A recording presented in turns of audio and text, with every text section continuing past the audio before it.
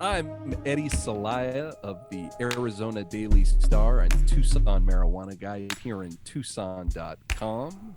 I also have my own podcast, Here.Weed.Go. You can find that on Instagram, Here.Weed.Go.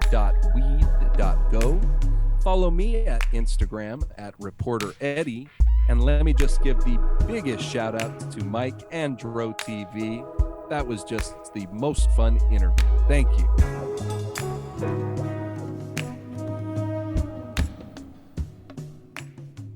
Welcome to My First Time, the show about your first time getting high on marijuana. I'm your host, Mike Freeman with Dro TV.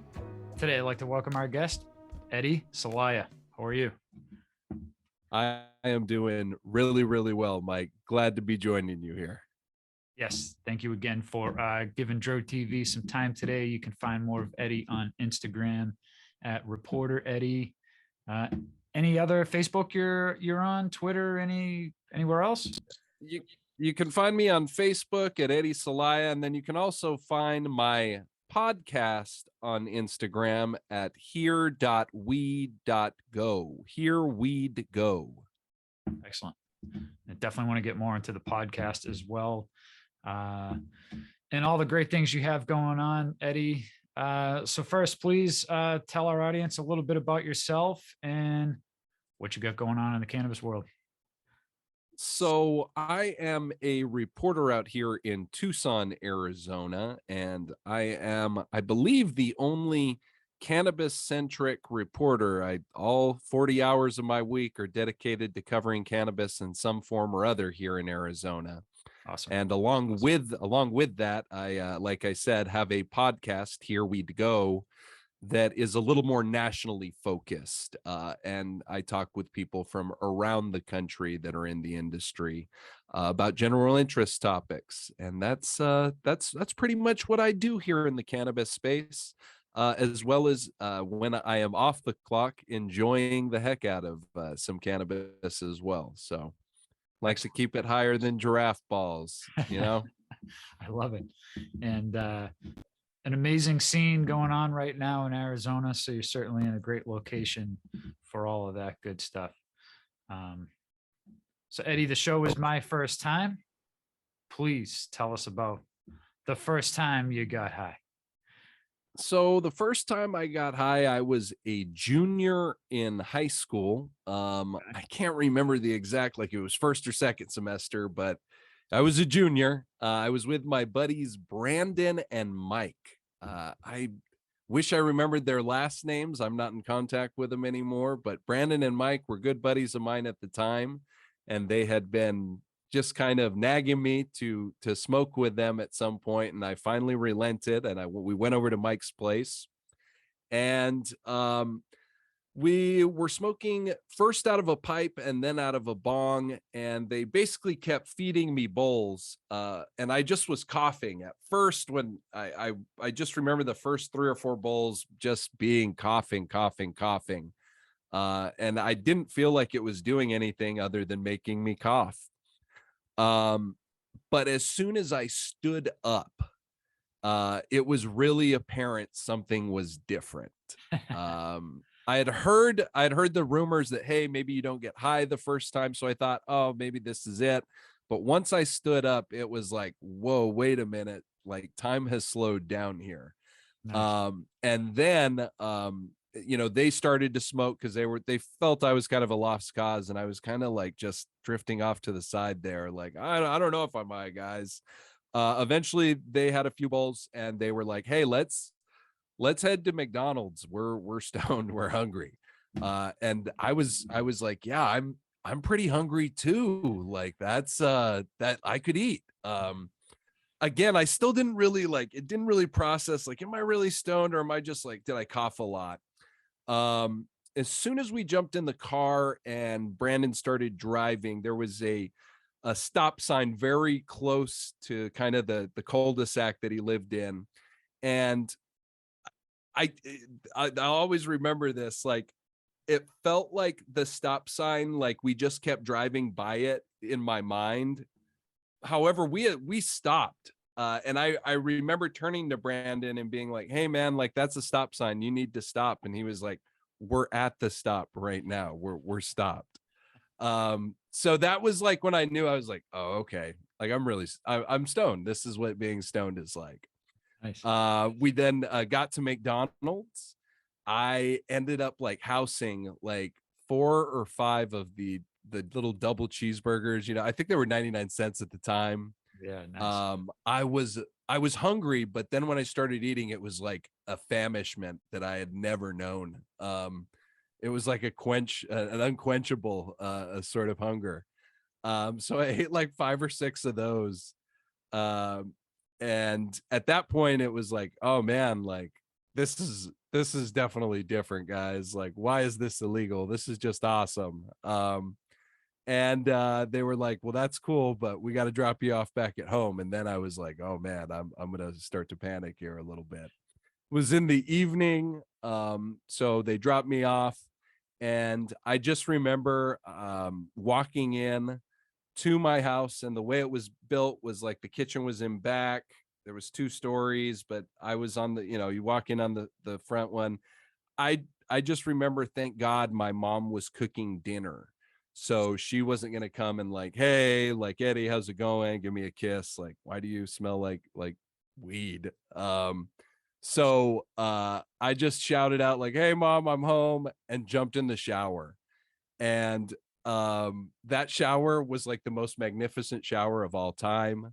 The water was like, just like the way it hit my skin was like, oh wow, this is excellent. And I showered for about 15-20 minutes probably.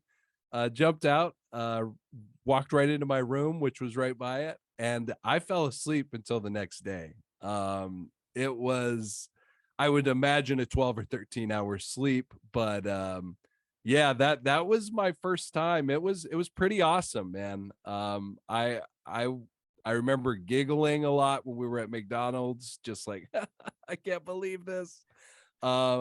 But yeah, that was it. That was time one. Excellent. Was it smoke out of a bong, some joints? It was, I remember the first like 3 or 4 bowls that they were like tossing at me were out Okay. of this pipe. And I remember like I had seen like pipes in movies, that like tobacco pipes that people had smoked out of. I had never seen like a cannabis pipe, with like the little intricate designs and bumps and everything. And I was like, wow, what the hell is this? I remember that shocking me more than the actual like cannabis bud. I if I remember right, it was some pretty swag weed at the time. We were in high school. It was the early 2000s. When we were in Chandler, Arizona. It was not exactly Venice Beach at the time. Sure. But yeah, and then I do remember like after they were like, I don't think he's getting high on that. I don't think he's inhaling all the way. We did try this little bong, and I think that may have been the thing that sent me over the edge. And to this day, I am still a water pipe smoker. That is the way I prefer to consume my cannabis. Okay. Awesome. And thus began your journey with cannabis. Yep. Was it always in your life since then, or was it something that took some time to get back into?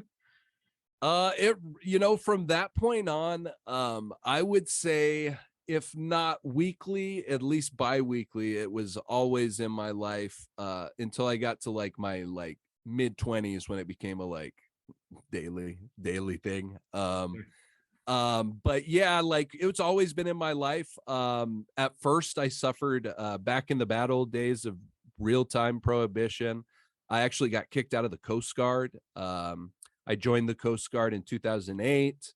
And within 6 weeks of joining and going into boot camp, one of my drug tests from somewhere, when they test you in the like 2-3 weeks beforehand, had popped up. Hey, this dude's got enough cannabis to get the entire squadron fucking high in his piss.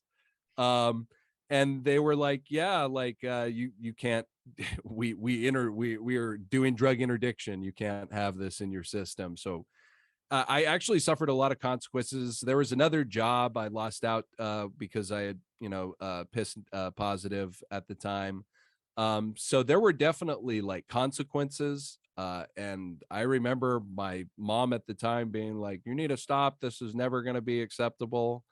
And now she uses CBD gummies, maybe some THC, like topicals for her, like, aches and pains.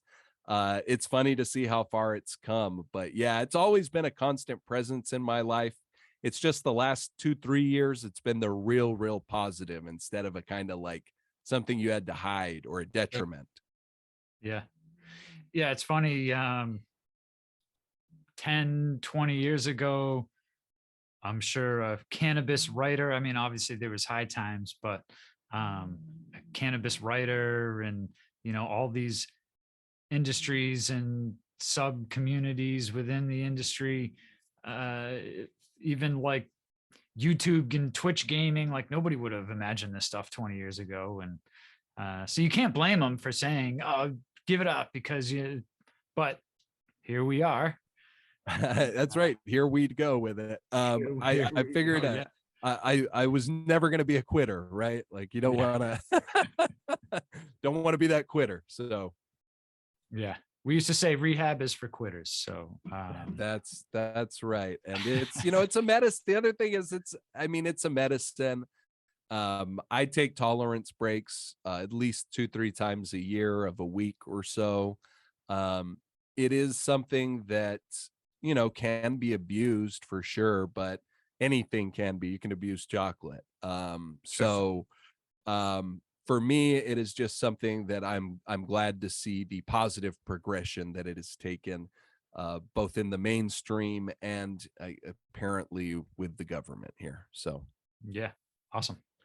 Now, did you go to school for writing, journalism? So originally out of high school, back in the early 2000s, I went to the University of Arizona for political science, but I had way too much fun my first 2 semesters there and dropped out. I ended up returning to the University of Arizona about like, gosh, I think it was like 6 years ago, and graduated after 2 years. I did 2 years at a community college out here too. So I finally did wrap it up, and I went to school this second time for journalism with a minor in history. So, yeah, I'm one of the few journalism grads that right out of school got a job. So I'm super lucky, super duper lucky. Excellent. Now, the Arizona Daily Star, that's who you write for? Yeah, especially the local cannabis content here in Arizona. The national stuff is distributed through Lee Enterprises, which is the Arizona Daily Star's parent company. It's their Okay. like corporate master, basically. Like an AP kind of Sort of, more along the lines of like a Gannett or a Knight Ritter, sort of ownership group. We use AP stories and stuff like that. But the way that print media is kind of it's a bunch of like venture capital firms that basically own us all. Um, and we shift around from time to time. Somebody tried buying us out like at the beginning of this last year, and I'm not sure where that stands, but I just try and produce the best cannabis content possible. And I'm definitely lucky to be doing that through what we call a legacy media corporation, sure. which is like an old school newspaper, basically. Right. Now, what got you started in the Here.Weed.Go podcast?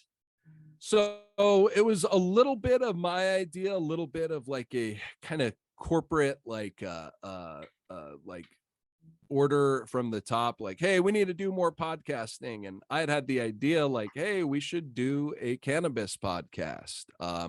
So myself, and then I believe there is one other person in the Lee family of papers in Virginia who also covers cannabis basically full time, came up with 2 pitches and kind of sent them to corporate. They kind of liked mine better, along with my radio voice. I guess I just have a face for radio, if you will.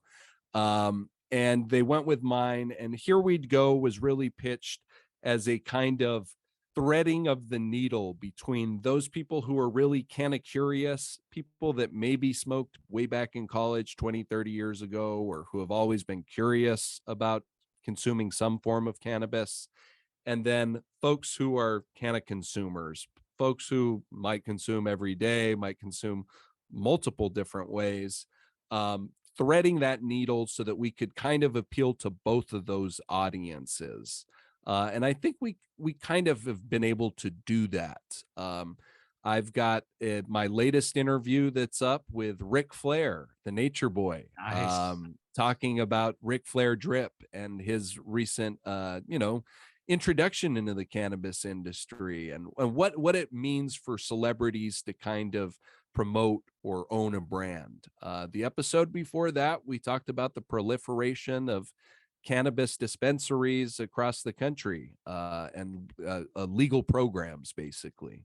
So it's the sort of thing that appeals to the really a wide swath, and we hope is starting to gain some real traction with just kind of the mainstream general audience. Excellent. I'm definitely going to check it out. I love Ric Flair, the Nature Boy. Definitely. Um, Please. and I'm always looking for more content to consume when I'm out in my garden and doing the outside work. As much as I like nature, I like to be multitasking. So For sure. I'll definitely give it a listen and make sure we promote it on the page as well, because that's what we like to do here, is share all kinds of content in the cannabis realm. So I mean, Ric Flair is a pretty big guest. Any future guests you're trying to get, or you've already have booked that maybe you can tease a little?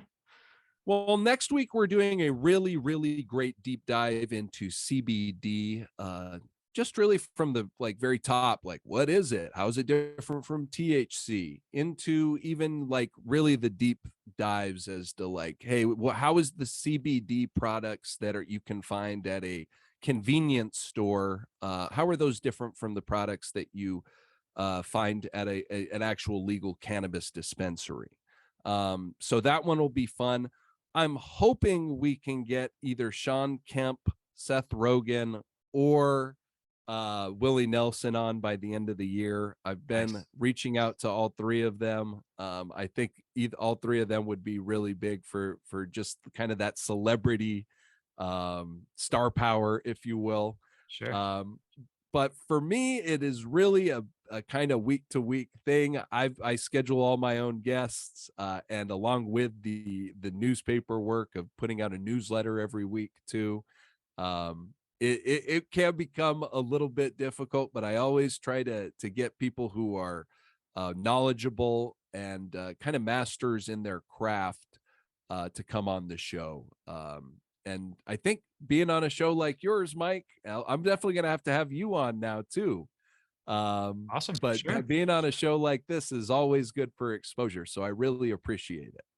Excellent. Yeah, that's we wanted to somehow build a network in the community. We're here in Orlando, Florida, and I have a background in broadcasting. I started DJing my high school when I was 15. I was doing weddings at 18. I'm 40 now. So I'm trying to, we started Dro TV to, get into the industry and build our own community here. And it's amazing interviewing people like yourself, Eddie, and learning whether it's a legal perspective, a medical perspective, an entrepreneurial business perspective. It's such a growing industry that's like this big. So we figured we just got to get into it, and this is what I know. So Well, that is really cool. And like I just to underline that, like there really are just a myriad of topics. You could dive into anything on any side of it, like you said, the science, the entrepreneurial side, the actual business side of it. It is really, really cool. yeah, and like yourself, let's say early 2000s, right? I mean, CBD wasn't even really well known. And, now we have bud tender universities and all kinds of crazy occupations within this industry that, like we were saying before, we probably would have never imagined. And Yeah. uh, I would think 10 years from now, there's going to be so many more. So definitely looking forward to it. Most definitely. And just to kind of again like underline that, one of my Here.Weed.Go episodes, I actually talk with Mazor Power. She is a owner of a cannabis company out here and a cannabis dispensary as well out here in Arizona.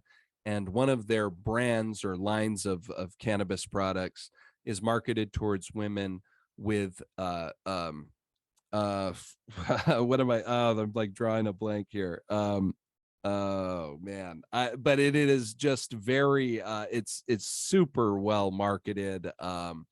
It is just something that you like you said 15-20 years ago you'd be like, what, like that is, they market marijuana towards women and everything like that, that's wild. So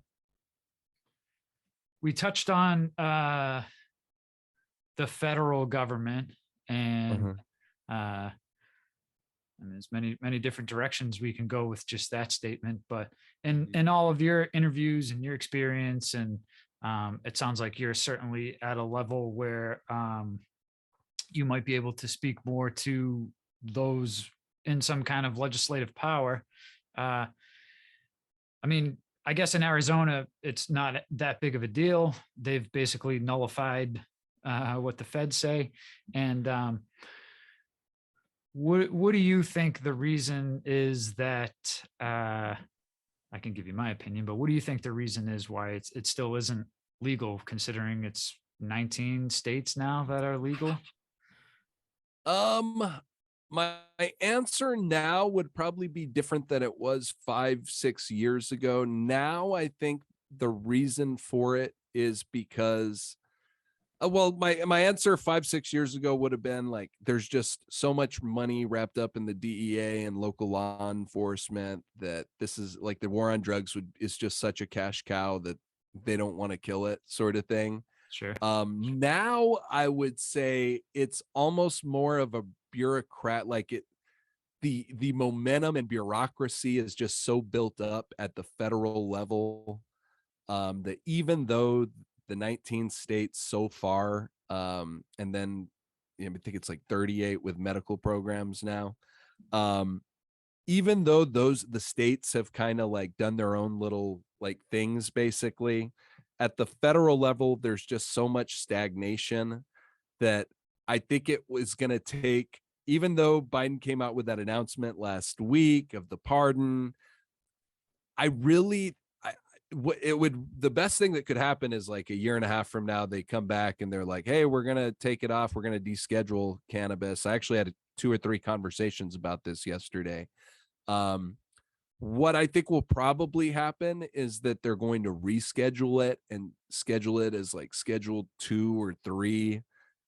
I think, at least from the people that I talk to in the industry, that might have just a little bit like of a positive because you'll be able to maybe study it easier now. Right. But that doesn't help interstate commerce. That doesn't help banking or anything like that.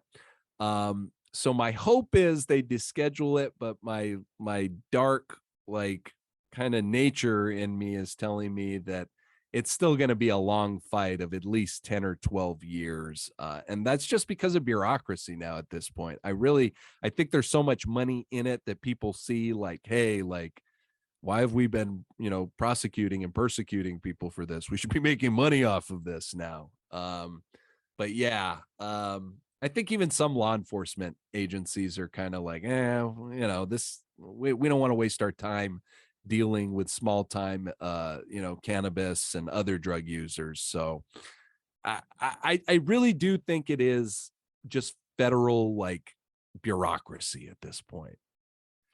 You think it's generational, as far as our close to octogenarians in charge and the younger wave of uh, politicians, where they maybe understand that it's not this, still heavily stigmatized plant? I think it definitely, I think it is, but I think that might be a little bit overstated. I still see, like, for instance, Tom Cotton isn't an octogenarian, and he is still a huge drug warrior. If he'd had his way, he would be locking people up for buying eighths. Sure. But I do think that there are less and less of those folks. Hopefully, less and less of those folks get elected to high office and to office, locally as well, which might have even a bigger effect. Um, but yeah, even still, I think it's going to take a good 8 to 12 years for this older generation to kind of, either fade away or be pushed out of the mainstream. But it's coming. It's definitely, if you had talked to me 5 or 6 years ago, I would not be near as I would just say, gosh, it's just gonna have to wait by state forever. But the momentum keeps growing. People keep seeing how much money can be made. The taxes are the big thing. Of course, the government would get involved when it was something that they were missing out on tax wise. And I think that will eventually be like the straw that breaks the camel's back. Hey, everybody, I want to quickly mention food forest abundance. Food forest abundance is a great way to create your own self sustaining food forest and naturally occurring ecosystem that's commonly found in nature, but designed specifically for you. Through multiple layers of trees, shrubs, herbs, vines, rhizomes, mushrooms, and perennial vegetables, you can become your own supply chain without the typical maintenance required of a garden. From small spaces to large areas, both urban and suburban, Food Forest Abundance wants us to get back to our roots in nature by engaging with our food production in a meaningful way.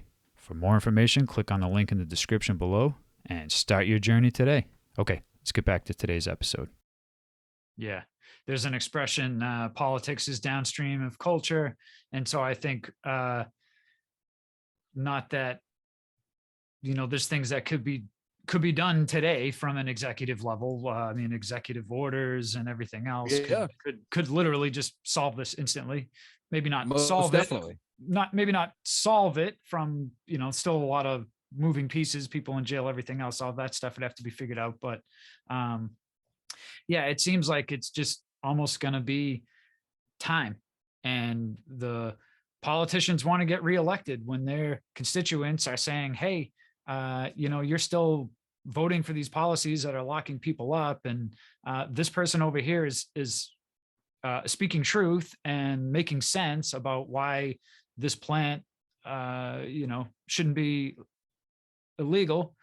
I think all these things, whether those that go and pass on, not to the afterlife or wherever, but just pass on from politics, and those that after time just realize, I mean, how many politicians go, oh, I finally realized. Did you realize, or did you want to get reelected and you realize that you need to play to your voters? Which, if that's what gets it to change, then Yeah, I mean, you can look at like John Bonner. He was the Speaker of the House back, like, God, not too long ago. Republican, was vehemently, when he was in office, anti-cannabis. Now he is, like, I think, like, the co-founder or CEO of some sort of hemp and cannabis company out in Kentucky and Ohio. So I think that I to your point, I think that there are definitely politicians who know, like, they probably use cannabis, or they know people who do use cannabis, and to them that's fine. But to be reelected, they play this, like, hey, I'm tough on the war on drugs, and I'm tough on crime.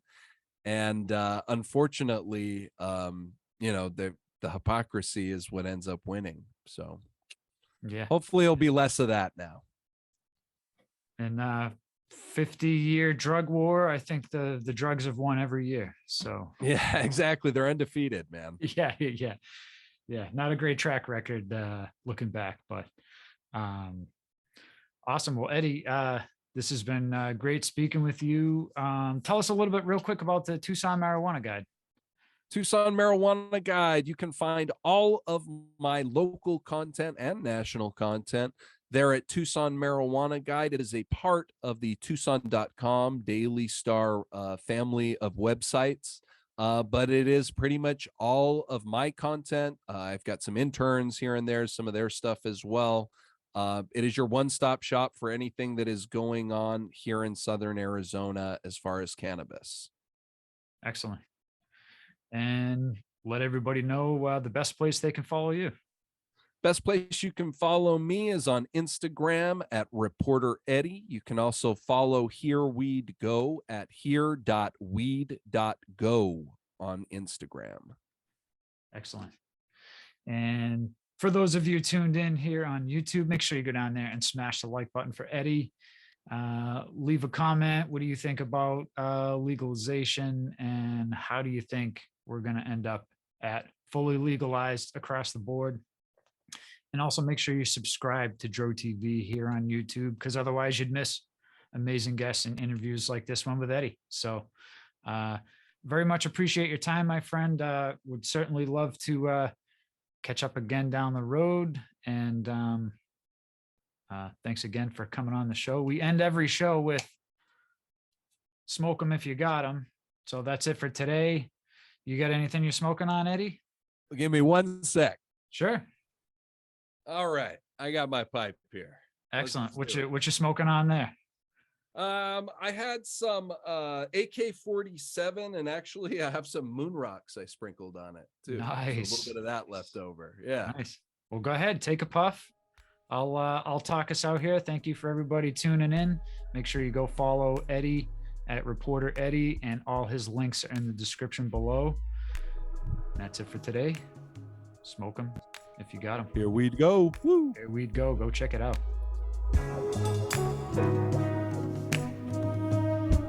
What's up, Dro TV family? You can now stream the audio version of all these episodes on your favorite podcast player. And if you like more episodes like this, check out this playlist we put together over here for you. And if you haven't already, subscribe to us on YouTube. You don't want to miss more great content from Dro TV. Thank you for tuning in, and as always, smoke them if you got them.